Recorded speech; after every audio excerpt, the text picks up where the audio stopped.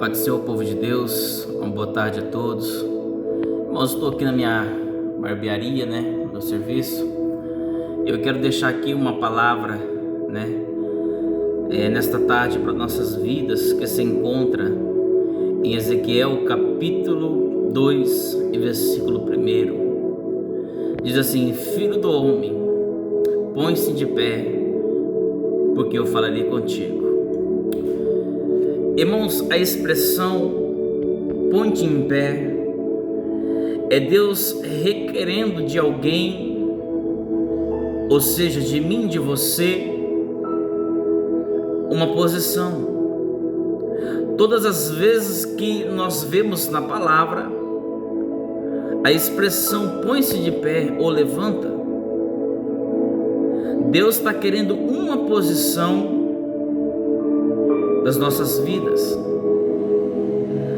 A Bíblia diz que o povo estava em exílio perto do rio Quebar.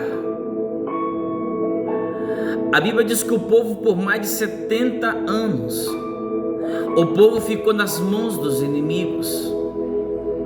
Os profetas lá atrás estavam profetizando sobre Jerusalém. Deus estava avisando, queria o arrependimento do povo.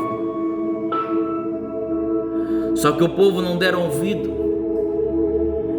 E agora Deus vai permitir o rei Nabucodonosor subir, derrubar os muros da cidade e colocar fogo.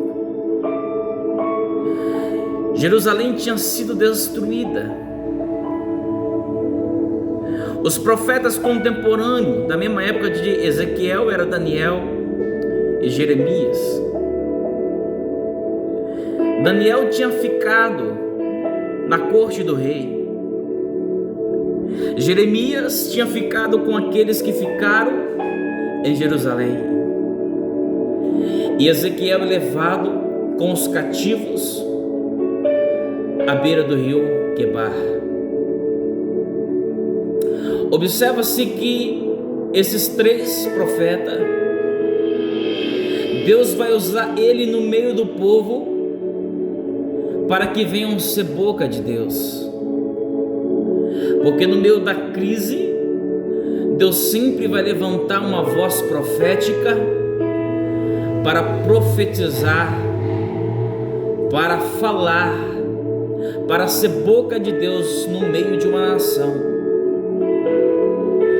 A Bíblia diz que Jeremias, ele fica como aqueles que ficaram em Jerusalém. E de repente Nabucodonosor coloca alguém para governar, mas agora o povo se une, a história diz, e mata aquele governante.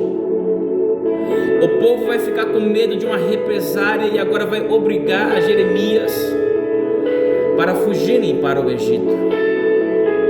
Enquanto isso, Ezequiel estava à beira do rio Quebar. Eu penso que o povo já não tinha uma expectativa. O povo já tinha perdido a motivação. O povo já tinha perdido a fé, a esperança.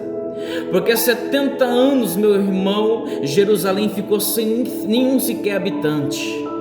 Mas no meio disso, Deus tinha feito uma promessa que Ele restauraria Jerusalém e que Ele traria novamente o seu povo para lá.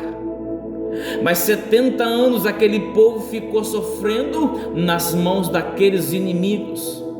70 anos aquele povo em exílio. E muitas das vezes o exílio, ele dói. O exílio nós sentimos na pele. Porque a crise, meu irmão, ela vem para nos provar. A crise, ela vem para nos testar, mas ela também vem para nos fortalecer. Ela também vem para nos ensinar. A Bíblia diz que enquanto estava todos de cabisbaixo, enquanto estava todos murmurando, pedindo: cadê o Deus? Cadê o Deus agora que nós não o vemos? Cadê a solução para os nossos problemas? De repente, meu irmão, o povo não vê nenhuma solução, mas de repente agora a Bíblia diz que Deus agora vai falar com Ezequiel.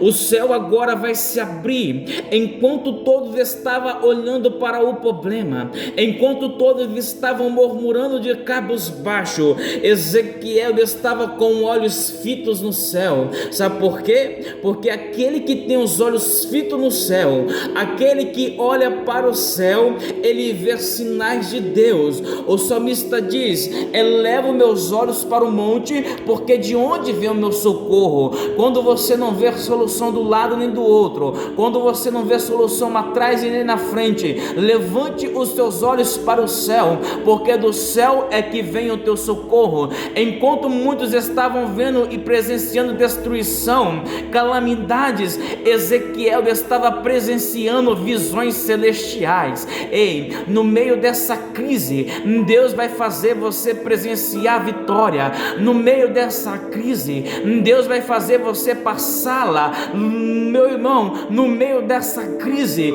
Deus vai te mostrar sinais do céu.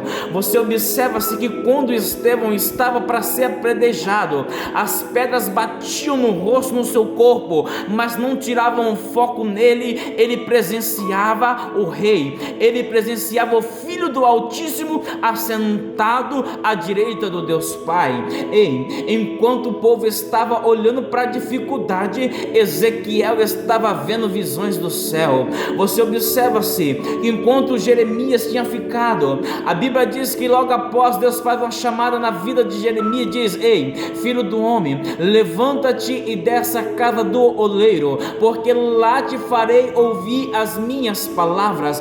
Quando eu penso, imagino, quando Jeremias chega até a olaria, ele observa o oleiro manuseando o vaso. Quem sabe um vaso se quebra na mão do oleiro, e o oleiro toma pegar aquele escargo e fazer novamente um vaso. Sabe o que Deus estava dizendo para ele? Ei, na minha olaria eu não lanço fora, na minha olaria não existe lixeira. Se quebrar, eu pego novamente e formo novamente. Meu irmão, a Bíblia diz que Deus vai até Josué e diz: Josué, levanta-te, porque tu farás esse povo atravessar este rio e alcançar a terra prometida. Para cada momento de dificuldade, Deus sempre levanta alguém. Para cada momento de batalhas, a cada momento, meu irmão, Deus sempre vai levantar alguém para ser boca de Deus no meio do povo. Meu irmão, você observa-se que quando Jeremias estava na olaria, meu irmão, o oleiro, para ele trabalhar no vaso, o vaso precisa estar em movimento. Deus não trabalha em vaso parado, Deus trabalha em vaso em movimento. Você observa em Gênesis capítulo 1 e versículo 3 diz que Deus diz: haja, mas antes de Deus dizer haja, o Espírito no versículo 2 já se movia. Ei, para Deus trabalhar você tem que estar de pé e em movimento. Deus quer trabalhar na vida de alguém, Deus quer trabalhar na tua vida, Deus quer novamente, meu irmão, trazer restituição. No meio dessas provas, no meio dessa dificuldade, existe uma promessa, e a promessa não é eu que prometi, a promessa não é ninguém que prometeu, a promessa é o Deus dos deuses. Eu sou o que sou, é que te prometeu. Então, meu irmão, é momento de se colocar de pé, é momento de se levantar, porque Deus quer revelar os mistérios para a tua vida. Amém? Deus abençoe a todos, uma boa tarde, que esta palavra possa ficar no teu coração.